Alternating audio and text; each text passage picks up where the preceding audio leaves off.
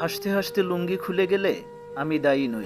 你别笑。 একজন বিরাট ধনী তার বাগান বাড়ির পেছনের পুকুরে কুমির পুষতেন।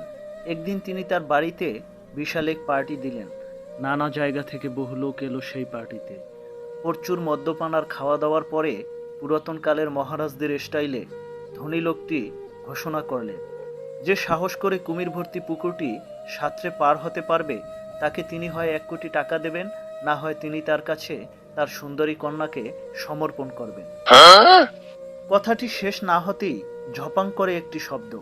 দেখা গেল একজন লোক প্রাণপণে সাঁতরাচ্ছে আর তার পিছনে 3টা কুমির তাড়া করছে। সবাই পার থেকে লোকটাকে অজস্র উৎসাহ জুগিয়ে চলল। লোকটা অবশ্য ভালোই সাঁতার কাটে, তার উপর প্রাণের মায়া। কোনো মতে হাঁপাতে হাঁপাতে অক্ষত অবস্থায় অন্য পারে উঠল। ধনী লোকটি এগিয়ে এসে লোকটির হাত ধরে বললেন, আমি বিশ্বাস করতে পারিনি এত সাহস দেখানোর মতো ক্ষমতা কারো থাকতে পারে। ইয়ং ম্যান, তুমি কি চাও, আমার কন্যা না 1 কোটি টাকা?